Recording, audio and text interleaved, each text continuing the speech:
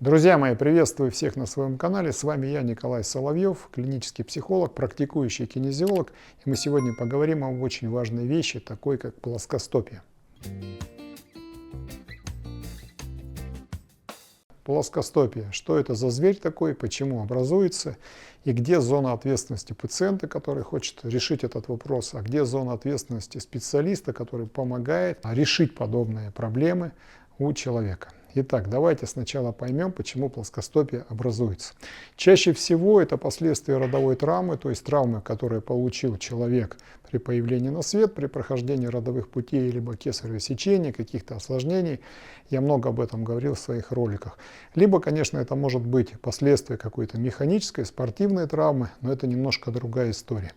Итак, что будет влиять на положение стопы и на формирование такой арки, которая очень важна для каждого из нас, потому что за счет нее мы осуществляем паттерн шага, мы правильно ходим, а также это является очень мощным амортизатором, который позволяет нашему телу комфортно перемещаться в пространстве. Итак, давайте обратим внимание на простую механику.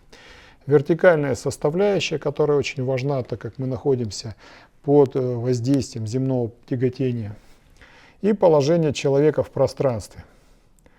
Мой любимый рисунок. Соответственно, если пошли какие-то нарушения, и человека завалило в эту плоскость, не работают мышцы стабилизатора, либо там еще какие-то нарушения осанки, либо человека отваливает назад при ходьбе, при положении, то есть что мы получим? Последняя точка опоры, на которой стоит все наше тело, самое близкое к земле, это, конечно, будет стопа. Соответственно, если таз, крупно нарисую, тазобедренный сустав будет вынужденно выдвинут вперед, вся нагрузка пойдет на регион пальцев, на взъем и так далее, соответственно, его уплощая. Чем сильнее нагрузка, тем более плоской становится эта часть. Если есть еще разворот, если рисовать уже во фронт, ну, допустим, есть разворот таза в одну сторону, ротация, либо в другую, у нас будут разворачиваться стопы относительно движения либо в одну сторону, либо в другую. И тело будет вынуждено занимать определенное положение, то есть тело движется таким образом, а таз идет вот так. Соответственно, мы будем толкаться не как должны, когда у нас стопа проходит в фазу шага, первым, вторым пальчиком нашей ноги, да, а толкаться боковой поверхностью. Допустим, это толкается нога внутренней поверхностью, это внешней, только усугубляя ситуацию с плоскостопием. Тут могут быть различные ситуации, стопы может быть провалены вовнутрь, может быть наоборот расположены к наружу, в зависимости от того, какую нагрузку получил избыточно таз, придавлен ли он к земле, и ноги занимают вот такое положение колесом, либо наоборот буквой X, когда, допустим, есть еще такое воздействие. Здесь векторов приложения этих сил, которые поменяли положение таза, может быть различное количество. Соответственно, это поддержано какими-то дисфункциями мышц региона таза, поясницы, спины, шеи. Здесь очень многое что завязано. И задача как раз специалиста помочь организму занять максимально возможное положение после коррекционных мероприятий, чтобы стопа стала максимально ровно относительно поверхности земли, пола и могла сформировать эту знаменитую арку, через которую проходит движение стопы. Это работа специалиста. Теперь что может сделать непосредственно каждый человек, у которого есть вопросы с плоскостопием?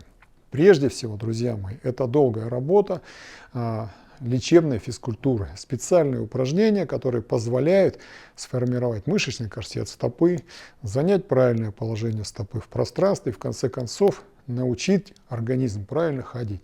Я об этом снимал очень много роликов и говорил, что также мои коллеги об этом говорят, что мы обязательно должны научиться ходить, отталкиваясь первым, вторым пальцем в самой последней стадии шага. Это раз.